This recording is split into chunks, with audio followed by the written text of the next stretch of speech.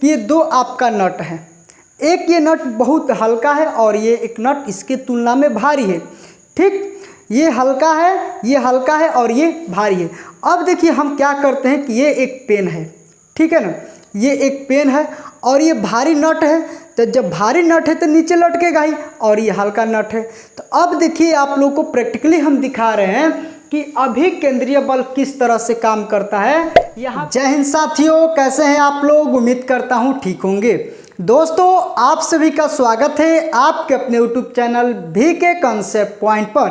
दोस्तों, आज के क्लास में हम लोग पढ़ने वाले हैं अभिकेंद्रीय बल और अपकेंद्रीय बल, centripetal force and centrifugal force के बारे में हम लोग जानेंगे। क्योंकि आप सभी को पता है कि फिजिक्स हम स्टार्ट कर दिए हैं और पूरे ये सिलसिलेवार ढंग से, सिस्टमेटिक ढंग से ये फिजिक्स चल रहा है, यानी कि पार्ट वाइज चल रहा है। ये नहीं कि कहीं कहीं से हम उठा के पढ़ा रहे हैं।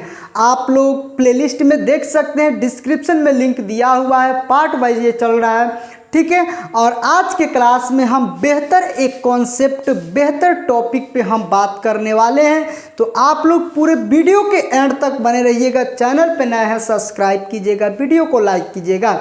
जैसे कि यहाँ पे सबसे पहले बात करेंगे कि अभिकेंद्रीय बल, सेंट्रीपेटल फोर्स क्या होता है, ठीक। उसके बाद से बात करेंगे अपकेंद्रीय बल, सेंट्रीफ्यूगल फोर्स क्या होता है। एकदम पूरे बारीकी से हम जानने की कोशिश करेंगे, प्रैक्टिकल के साथ और एग्जाम्पल के साथ भी। तो चलिए इस क्लास को हम लोग कंटिन्यू करते हैं। देखिए, इसका डिफिनेशन क्या है कि जो बल केंद्र की तरफ कार्य करता है, कहेंगे एक लाइन में इसका डिफिनेशन है कि जो बल केंद्र की ओर काम करता है उसे कहते हैं अभिकेंद्रीय बल।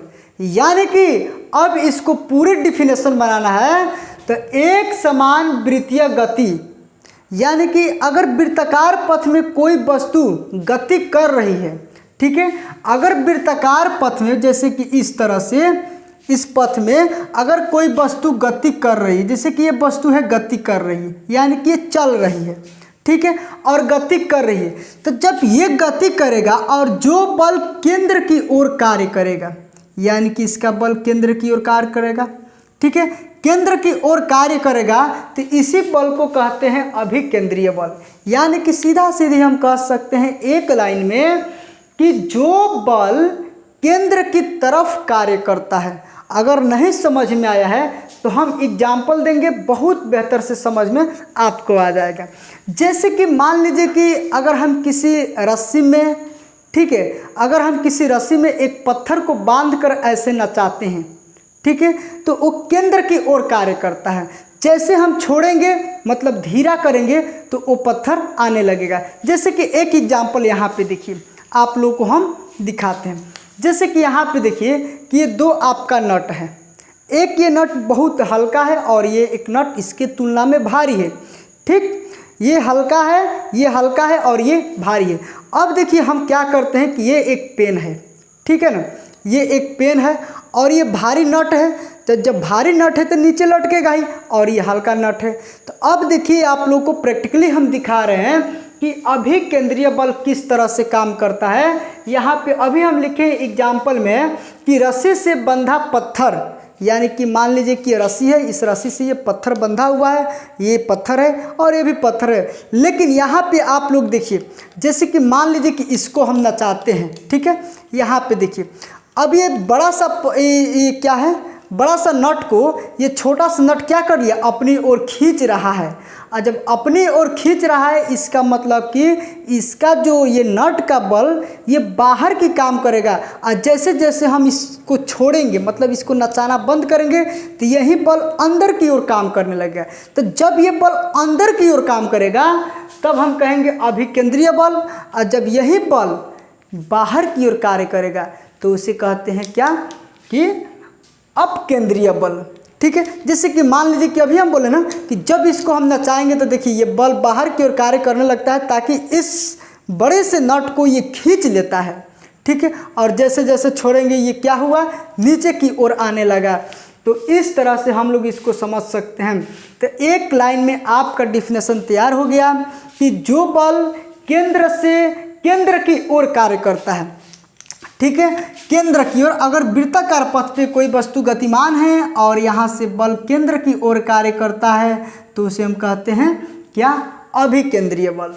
अब जैसे उत्पत्ति कैसे होता है तनाव, घर्षण, गुरुत्वाकर्षण, देखिए इसका उत्पत्ति भी समझना बहुत जरूरी है कि तनाव, घर्षण और गुरुत्वाकर्षण। अब देखिए तनाव, जैसे कि रस्सी से बंधा पत्थर, जब हम रस्सी से एक पत्थर को ऐसे, जैसे कि ये रस्सी हो गया, ये जैसे कि ये हो गया, और यहाँ पे हम एक रस्सी से बांध दिए एक पत्थर को, मतलब इसको ज्वाइंट कर दिए, ठीक है, इसके बीच में।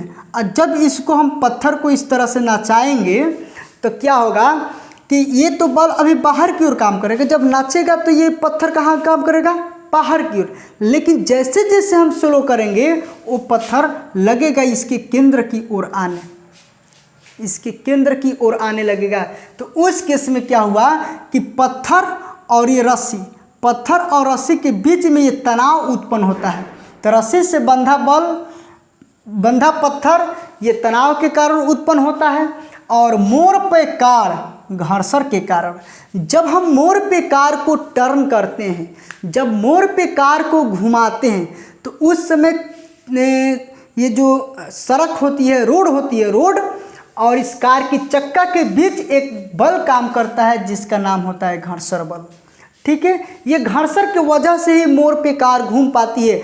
अगर घर्षण नहीं रहता तो कार स्लिप कर जाती, कार घूम नहीं पाती। अगर घर्षण नहीं रहेगा तो हम लोग चल भी नहीं सकते, घर्षण नहीं रहेगा तो इस पर हम लिख भी नहीं सकते, क्योंकि घर्षण बल के बारे में हमने पहले बता चुके हैं, ठीक है। इसके पहले वाले वीडियो में आप लोग देखिएगा, उसमें पूरा डिटेल में बताया गया है। तो याद रखिएगा कि रस्सी से बंधा पत्थर तनाव के कारण उत्पन्न होता है, इसमें अभिकेंद्रीय बल, मोड़ पे कार घर्षण के कारण और ग्रहों की गति गुरुत्वाकर्षण के कारण। ये इसका उत्पत्ति होने का ये रीजन है, ये उत्पत्ति होने का कारण है। अब थोड़ा सा यहाँ पे हम लोग देख लेते हैं कि इस फिगर में कि ये क्या है, वृत्तीय पथ है, ये एक वृत्तीय पथ है। और इस वृत्तीय पथ पे ये जो वृत्त के मतलब इसके परिधि से, ये परिधि है ना, परिधि से इसके केंद्र पे बल काम करता है, तो इसको तो हम कहेंगे अभिकेंद्रीय बल।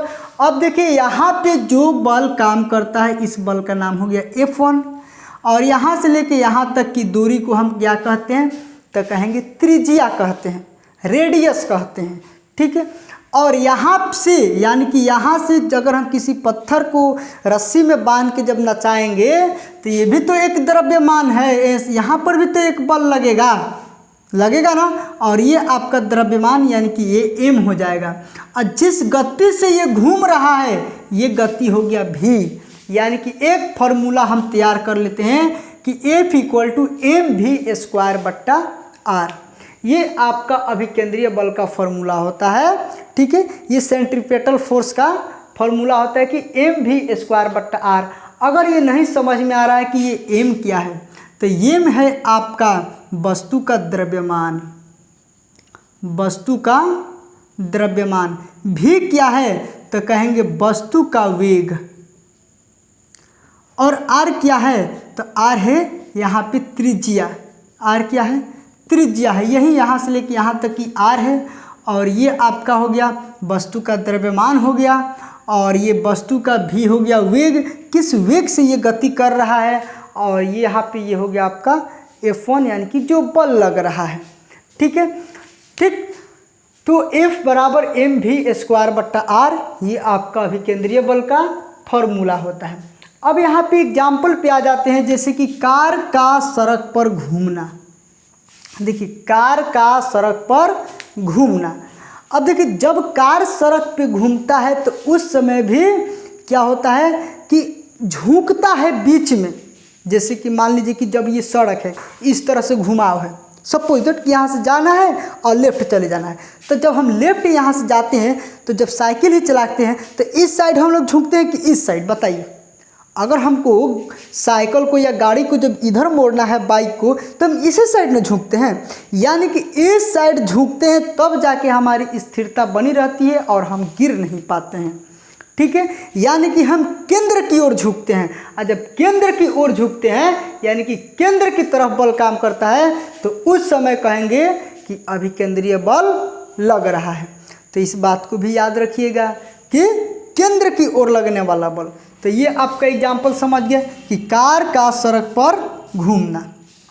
दूसरा, मौत का कुआं बहुत बेहतर एग्जाम्पल है। मौत का कुआं, अब देखोगे कि जो मौत का कुआं होता है उस मौत के कुआं में जो मोटरसाइकिल होता है उस पूरे पट्टा पे चलाता रहता है। ये चलाने का रीज़न है, ये पट्टा का उस पे चलाने का रीज़न है क्योंकि उसका स्पीड इतना ज़्यादा कर देता है कि इतना ज़्यादा कर देने की वजह से वो बल केंद्र की ओर काम करता है। समझ रहे हैं ना, वो बल केंद्र की ओर काम करता है जिसकी वजह से वो गिर नहीं पाता है और आसानी से मौत का कुआं में अपना खेल दिखा लेता है। ठीक है, अब है इलेक्ट्रॉन का घूमना। आप लोग जानते हैं कि ये परमाणु के चारों ओर ये इलेक्ट्रॉन घूमते रहता है। अंदर तो प्रोटॉन और न्यूट्रॉन होता है और इसके बाहर इलेक्ट्रॉन होता है। तो इलेक्ट्रॉन का भी घूमना ये क्या हो जाएगा, आपका अभिकेंद्रीय बल की वजह से हो जाएगा, क्योंकि इलेक्ट्रॉन जब घूमता है तो इसका बल केंद्र की ओर काम करता है, इसका बल केंद्र की ओर काम करता है, तो इसलिए इसको कहेंगे अभिकेंद्रीय बल, सेंट्रीपेटल फोर्स। ठीक, रस्सी से बंधा पत्थर, ये तो आपको हम समझा ही दिए थे कि रस्सी से जब हम पत्थर को बांध देंगे, अब बांध के अगर धीरे से घुमा के अगर धीरे से छोड़ेंगे तो फिर केंद्र की ओर आने लगेगा। अगर उसको तेज़ी से घुमा देंगे तो केंद्र से बाहर जाने लगेगा तो उस समय क्या हो जाएगा, अपकेंद्रीय बल। इसका भी हम एग्जाम्पल देंगे, आप लोग को समझ में आएगा। और लास्ट में ये भी बताएंगे कि अभिकेंद्रीय बल और अपकेंद्रीय बल में अंतर क्या है, सवाल कैसे पूछा जाता है, ये तो बीच में हम डिस्कस करते ही रहेंगे। ठीक है, अगर आपको समझ में आ रहा है तो प्लीज़ लाइक कीजिएगा, शेयर कीजिएगा, अपने दोस्तों के पास, अपने फ्रेंडों के पास अवश्य शेयर कीजिएगा। ठीक है, चलिए अब जो है पृथ्वी सूर्य की परिक्रमा करना। पृथ्वी सूर्य की परिक्रमा करना, देखिए आप लोग जानते हैं कि सूर्य यहाँ पे बीच में होता है और सूर्य के चारों ओर ये क्या होता है, ये ग्रह होती है, और जो पृथ्वी होता है 3rd नंबर पे, ये क्या करता है, सूर्य के परिक्रमा करता है। यानी कि सूर्य के परिक्रमा करने का मतलब कि ये सूर्य पर ये चारों ओर से बल लगता है, यानी कि सूर्य जो है केंद्र हो गया, ये बल खींचता है चारों ओर से, और जब खींचेगा इस पे बल काम करेगा तो हम लोग कहेंगे अभिकेंद्रीय बल। ठीक है, ये हो गया पृथ्वी सूर्य की परिक्रमा करना। सड़क या रेल लाइन की एक तरफ झुका होना, ये एक बहुत इंपॉर्टेंट एग्जाम्पल है, इसको अच्छा समझिएगा कि सड़क या रेल लाइन को एक ओर झुका होना। आप लोग देखे होंगे कि जब हाईवे बनता है, जब सड़क बनाया जाता है और जहाँ पे घुमावदार होता है, जैसे कि ये मान लीजिए कि ये सड़क हो गया, ये सड़क, और जहाँ पे ये इस तरह से घुमावदार होता है तो देखे होंगे कि इधर थोड़ा सा ऊंचा कर देता है, मतलब थोड़ा सा अप कर देता है, और इधर थोड़ा सा क्या कर देता है, डाउन कर देता है। इसका कारण क्या है, इधर अप कर देता है मतलब घुमाव है तो इस साइड थोड़ा ऊंचा बना देता है सड़क, और इस साइड नीचा बना देता है। इसका कारण यही है कि ये जो यहाँ पे गाड़ी जब भी हम लोग चलाएंगे ना तो बल केंद्र की ओर काम करेगा और हम लोग गिरने से बच जाएंगे, और यहाँ पे घर्षण बराबर काम करते रहेगा। घर्षण काम करने की वजह से ही हम लोग गिर नहीं पाते हैं और इसका बल केंद्र की ओर काम करता है। इसलिए सड़क या रेल लाइन की एक तरफ झुका होना, तो समझ लीजिएगा बहुत इंपॉर्टेंट है कि सड़क को एक तरफ झुका होना, यानी कि वो बल जो है केंद्र की ओर काम कर रहा है, तो इसलिए हम कहेंगे अभिकेंद्रीय बल का ये एग्जाम्पल है। ठीक, ये आपका इतना एग्जाम्पल था। अगर एग्जाम्पल याद रखते हैं तो फिर इससे सवाल पूछेगा, आप लोग हमेशा बना देंगे, आप लोगों से गलती नहीं होगा, ये हम उम्मीद करते हैं।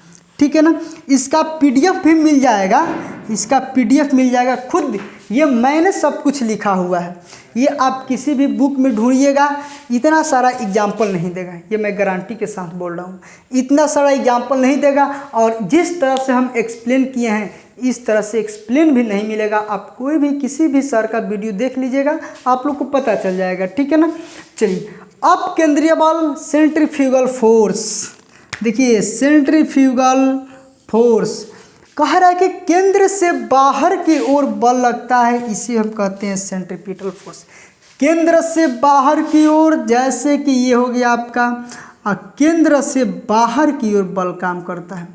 देखिए बाहर की ओर, समझ में आया। जब इसको हम घुमाएंगे, जब इसको वृत्तीय पथ पे ये गति करेगी तो इसके केंद्र से बाहर की ओर यानी कि इसके परिधि पे बल लगता है, तो इस केस में हम कहते हैं अपकेंद्रीय बल सेंट्रीपिटल फोर्स। और याद रखिएगा कि यही एक बल छद्म बल कहलाता है, प्रतिक्रिया बल नहीं कहलाता है। यानी कि अपकेंद्रीय बल एक छद्म बल है, प्रतिक्रिया बल नहीं है। क्योंकि ये एग्जाम्पल पूछा जाता है कि बताइए कौन सा बल छद्म बल कहलाता है, तो अपकेंद्रीय बल, ठीक है ना, याद रखिएगा। अब यहाँ पे देखिए इसका भी हम एग्जाम्पल देते हैं। जैसे कि मान लीजिए कि साइकिल का ये टायर हो गया, क्या हो गया, तो कहेंगे साइकिल का ये टायर हो गया।